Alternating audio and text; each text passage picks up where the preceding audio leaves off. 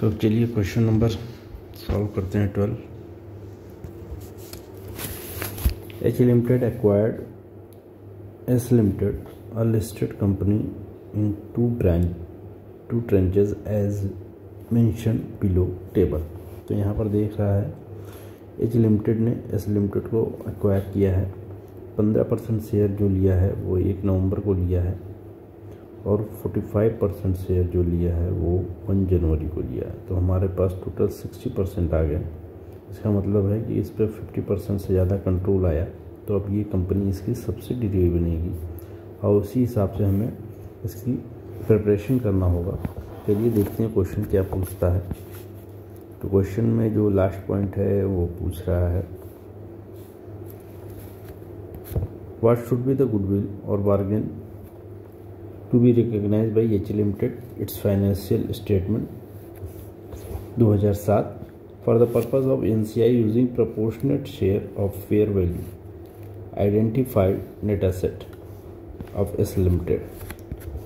Okay, यहाँ पर NCI और गुडविल निकालने की बात कर रहा है।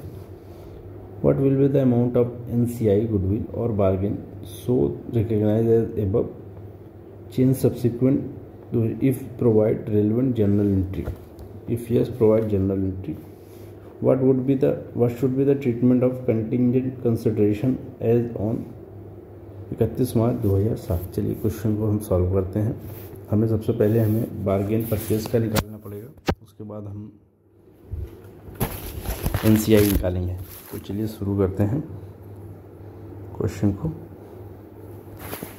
तो सबसे पहले हम बुक वैल्यू और फेयर वैल्यू ले लेते हैं और उसका डिफरेंस ले लेते हैं, जिससे हमें डिफर्ड टैक्स और डिफर्ड लायबिलिटी पता चल सके। क्वेश्चन में 15% इन्होंने 1 नवंबर को लिया है और 1 जनवरी को 45% लिया। तो कोई नहीं, हम पहले इसका हम बैलेंस शीट देख लेते हैं, उसके बात करते हैं। तो उसकी जो बैलेंस शीट है, पीपी 40 लाख की कैरिंग वैल्यू दे रखा है और फेयर वैल्यू जो दे रखा है वो 90 लाख की है। तो यहाँ पर डिफरेंस जो आ गया वो 50 लाख का, 50 करोड़ का। ये अमाउंट इन करोड़ है तो करोड़ में लेंगे। Intangible asset 2030, investment 100 350, inventory 2020 2020 4.5। तो यहाँ पर दिए रखा है सारी डिटेल। तो हम इसको पहले सॉल्व कर लेते हैं। तो सबसे पहले पीपी लिख लेते हैं हम। कितना है 40 90, डिफरेंस लिख लेंगे। इंटेंजिबल एसेट ये आपका 20 है और ये 30 है, डिफरेंस 10 आएगा। उसी तरह इन्वेस्टमेंट के बाद इन्वेंट्री, ये हमारी इन्वेंट्री आ गई 100 350 250 का डिफरेंस आ गया। इन्वेंट्री के बाद हमारे पास आ जाता है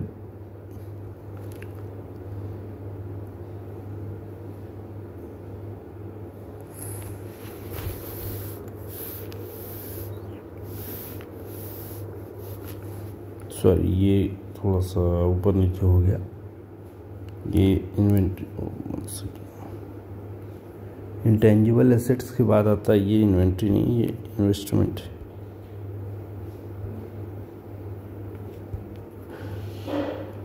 अब आ जाते हैं इन्वेंट्री पे।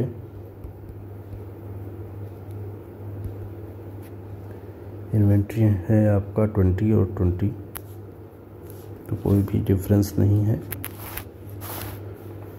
उसके साथ ट्रेड रिसीवेबल,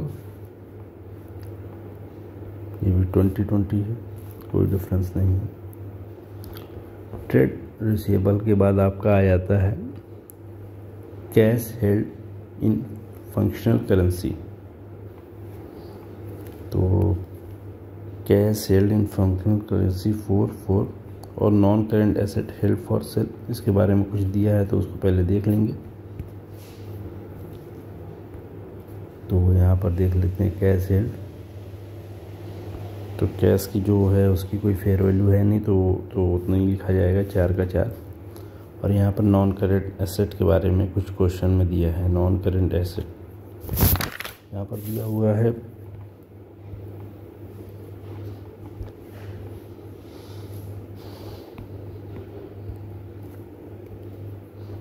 ये आपका दे रखा है carrying value of non current assets held for sale is 4 crore, represent its fair value less cost to sell. मतलब इसकी जो फेयर वैल्यू है कॉस्ट टू सेल वो 4 करोड़ है अकॉर्डिंग टू रेलेवेंट इंडेक्स। ठीक है, हम इसका ले लेते हैं 4 करोड़। उसके अलावा यहाँ पर दे रखा है क्वेश्चन में 1 crore represent acquisition date fair value of indemnification undertakings. ये दे रखा हमें 1 करोड़ की हमें इंडेमनीफाई करना होगा। तो ये आपका जो है फेयर वैल्यू दे रखा है, तो इसको बोथ साइड में हम ले लेंगे क्योंकि ये एसेट को डिफर टैक्स को इम्पैक्ट नहीं डालेगा, तो इसलिए हम इसको दोनों तरफ ले लेंगे। तो इंडेमनीफिकेशन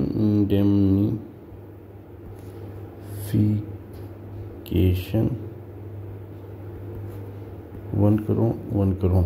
ओके, अगर हम दोनों में लिख लेंगे तो इसका जो इफ़ेक्ट है वो नलीफाई हो जाएगा और उसका कोई भी इम्पैक्ट नहीं आएगा। तो हमने दोनों तरफ लिख लिया है। उसके बाद आता है यहाँ पर आपका क्वेश्चन सॉल्व हो जाता है। यहाँ पर हम नेट एसेट निकाल लेंगे, इसी बेसिस पे डेफर टैक्स एसेट और डेफर टैक्स लायबिलिटी निकाल लेंगे। तो इसको फटाफट हम जोड़ देते हैं। क्या है 50 10 250 350 का डिफरेंस आएगा। यहाँ पर जो हम और भी जोड़ देते हैं 90 30 350 20 30 519 और यहाँ पर जो दे रखा है वो 209 है। 519 माइनस 209 आपका जो आएगा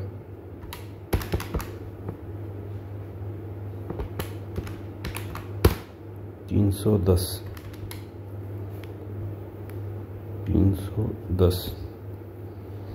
ये हमारा डेफर टैक्स निकालने के लिए जो कि हमारे पास fair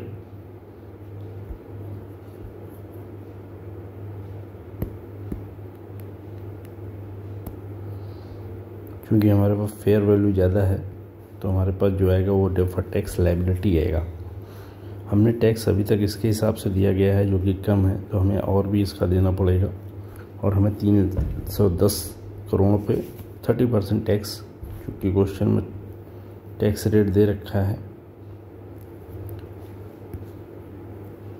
relevant related party follow India's income tax rate applicable 30%। तो 30% हम ले लेंगे। 310 पर 30% निकालेंगे तो ये 93 करोड़ का डेफर्ड टैक्स लायबिलिटी आएगा। अब हमें एनसीआई निकालना है। तो एनसीआई निकालने के लिए सबसे पहला तरीका होता है कि आप फेयर वैल्यू जो नेट एसेट है उसमें अगर लायबिलिटी है तो माइनस कर देंगे डेफर्ड टैक्स लायबिलिटी, अगर एसेट है तो प्लस कर देंगे नेट डेफर्ड टैक्स एसेट। चलिए, तो यहाँ पर डेफर्ड टैक्स जो इसका नेट एसेट है वो 519 है, इसमें माइनस कर देंगे 93। ये 426 का हमारा नेट एसेट आ जाएगा।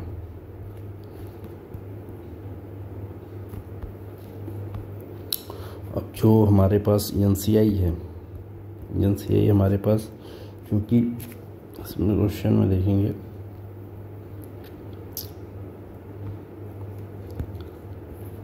%60 आपके पास जो है वो चला गया एच लिमिटेड के पास, तो 100 में से 40% आपके पास बचा हुआ एनसीआई होगा।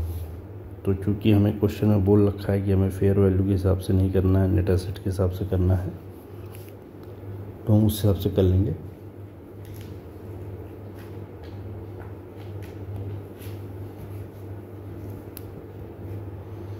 अब इसके बाद हम इसमें लायबिलिटी भी माइनस कर देंगे।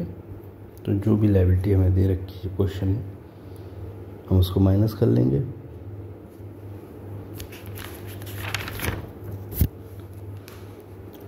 हमारे पास लायबिलिटी जो है वो क्वेश्चन में दिया हुआ है। 1 सेकेंड, यस, हमारे पास लायबिलिटी है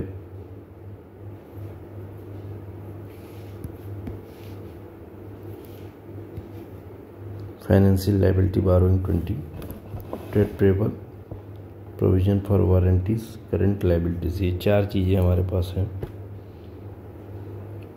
उसके बाद कुछ अगर क्वेश्चन में रिक्वायरमेंट दिया होगा तो हम उसको भी देखेंगे। पहले हम इसको सॉल्व कर लेते हैं। तो हमारे पास जो है बोरोइंग्स 20 और इसी तरह trade payables 28, provision for warranty,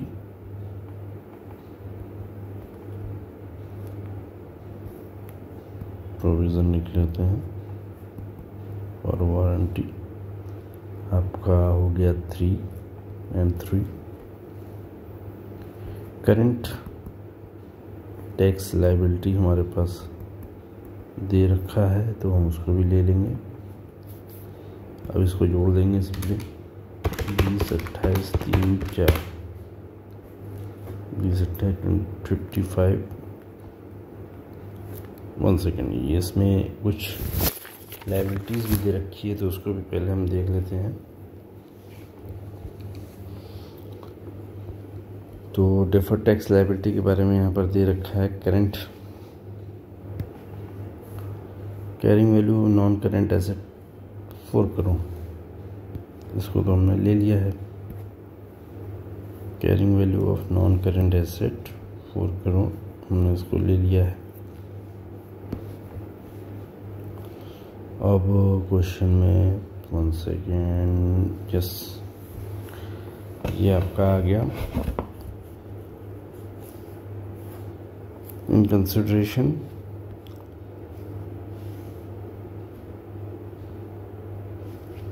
अब हमारे पास कुछ लायबिलिटीज़ दे रखी है। Following statement of contingent liability दे रखी है। Lawsuit filed by customer claiming 2 crore, तो 2 करोड़ रुपये फाइल में इसकी फेयर वैल्यू 0.5 है। तो चूँकि यहाँ पर क्वेश्चन में दिया हुआ है फेयर वैल्यू, इसका इम्पैक्ट जो पड़ेगा वो फेयर वैल्यू पे लेंगे। तो इसको हम यहाँ पर लिखा हुआ भी एक any amount which would be paid in respect of law suit tax will be deductible, तो यहाँ पर हम फेयर वैल्यू की तरफ ले लेंगे। तो यहाँ पर टैक्स जो दिया गया है वो डिडक्टेबल हो जाएगा। उसी तरह यहाँ पर इनकम टैक्स की जो डिमांड दे रखी है, इसको चाहे तो आप छोड़ सकते हैं और चाहे तो आप दोनों तरफ लिख सकते हैं। तो चलिए इसको हम छोड़ देंगे और लॉ सूट का जो दे रखा है वो हमें फेयर वैल्यू की तरफ लिख लेना है।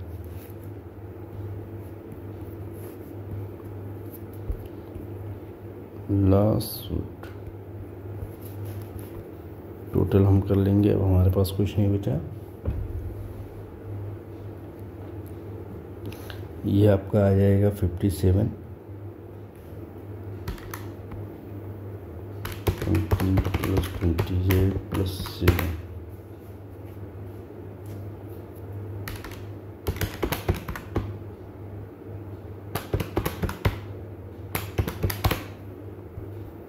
हो जाएगा। और ये आपका आ जाएगा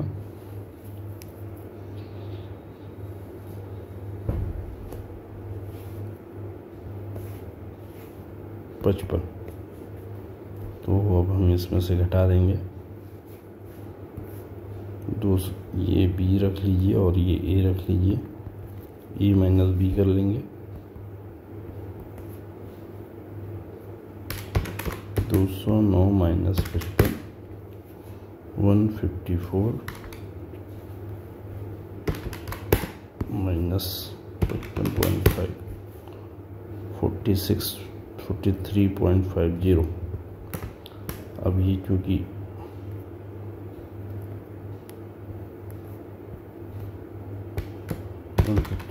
आया तो ये हमारे पास जो डिफरेंस आया वो 309.5 का आ जाएगा।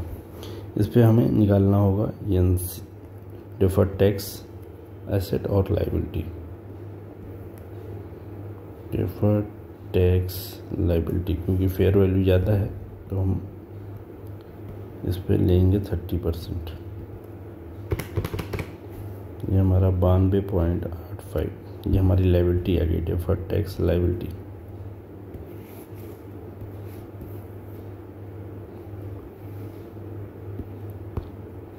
चलिए अब कैलकुलेशन करेंगे नॉन कंट्रोलिंग इंटरेस्ट का। तो हमारा जो फेयर वैल्यू है वो आया था 463.5, इसमें से माइनस कर देंगे 92.85। 463.5 370 आएगा 0.65। इसका जो निकालेंगे वो 40% निकाल लेंगे, ये आपका आ जाएगा 148.26।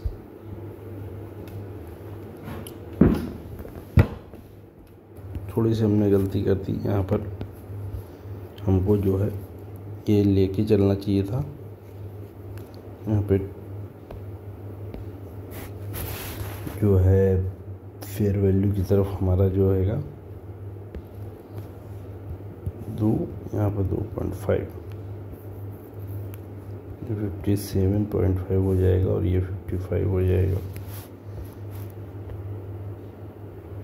57.50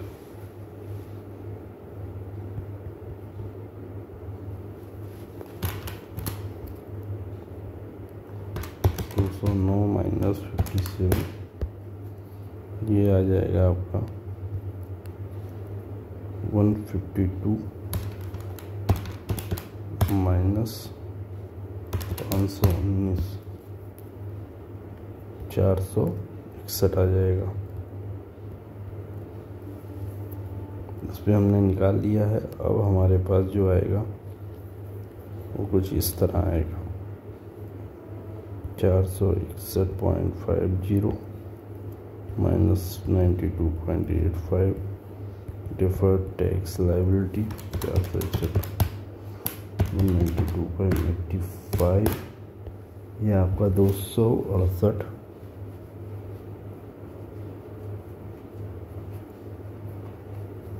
199 368.65 आ जाएगा।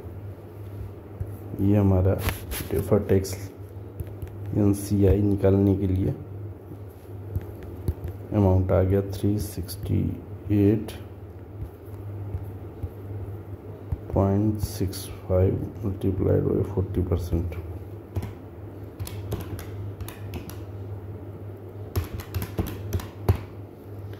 ये आपका आएगा 147.46, ये हमारा NCI आ गया।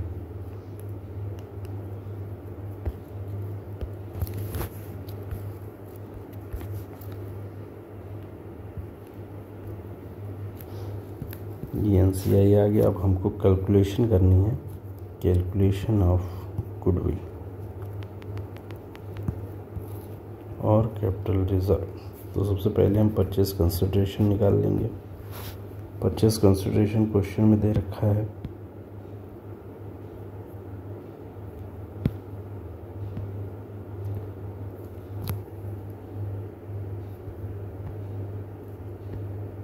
यहाँ पर दे रखा है in consideration of additional stake purchase by 1 January 2007 it has used to the selling shareholder 1 equity share for every 2 held, मतलब 1 इक्विटी शेयर फॉर एवरी 2 दे रहे हैं in Yes Limited. Fair value of Yes Limited 10,000, तो जो value है वो 10,000 होगी पर शेयर की। On January it was paid 50 crore का कैश भी दिया है। उसके अलावा इन्होंने एच लिमिटेड पे एडिशनल शेयर होल्डर को 30 करोड़, जिसका जो 1 जनवरी को फेयर वैल्यू था वो 22 करोड़ रुपए है, तो ये भी दिया जाएगा। तो सबसे पहले तो हम शेयर इशू कर देते हैं।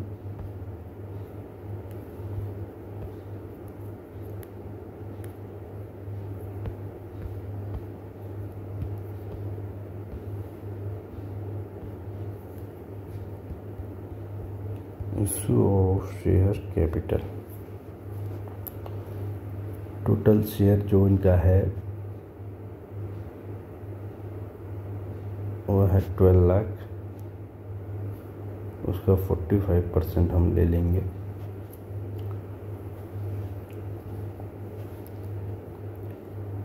और उस पर 1-2 देकर 10,000 शेयर के हिसाब से पेमेंट कर देंगे। तो 12 लाख का 45% हो गया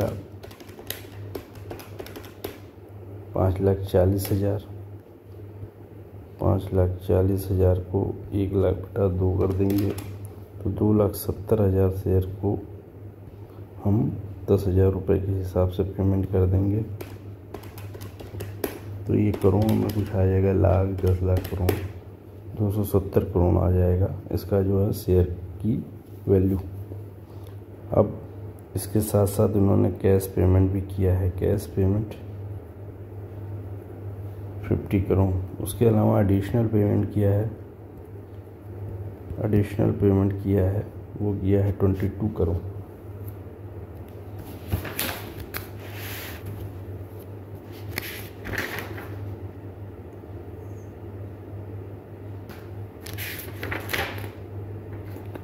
उन्होंने एडिशनल पेमेंट किया है, तो टोटल आपका हो गया 270, 50, 22 प्लस उन्होंने जो 15% शेयर हैं, शेयर कैपिटल जो शुरू में ख़रीदा था यहाँ पर 15% शेयर 1 नवंबर को, these were purchase on stock exchange. इसकी 1 नवंबर को जो वैल्यू दे रखी है वो दे रखी है जब हमने एक्वायर किया है तब की डेट ले लेंगे तो 12 लाख का 15% का 395 से मल्टीप्लाई करके निकाल लेंगे।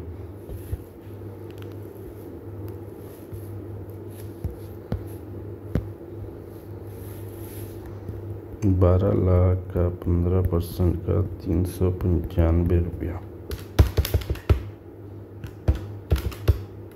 1,80,000 395 प्लस 10 लाख करोड़, ये 7 करोड़ 11 लाख रुपए आ जाएगा। आप टोटल कर लेते हैं इसको 370, 50, 22, 7.11, ये आ जाएगा 34911। ये हमारा पीसी निकल कर आ गया। अब हमको निकालना है गुडविल। गुडविल निकालने के लिए आपको क्या करना होगा, सबसे पहले आप नेट एसेट ले लीजिए। नेट एसेट जो आया था हमारा 3,68,369.65, 369.65 लेस करेंगे परचेस कंसिडरेशन जो कि 349.11 आया था।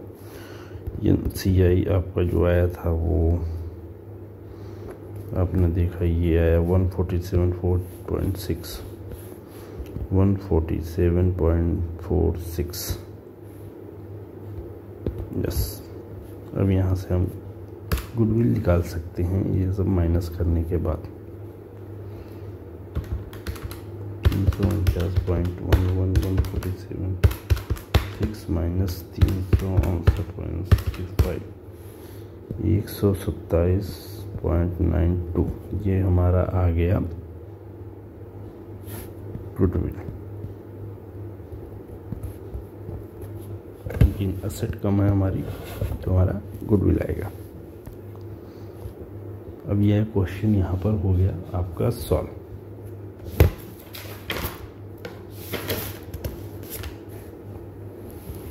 सिंपली अब बैलेंस शीट बन जाएगी।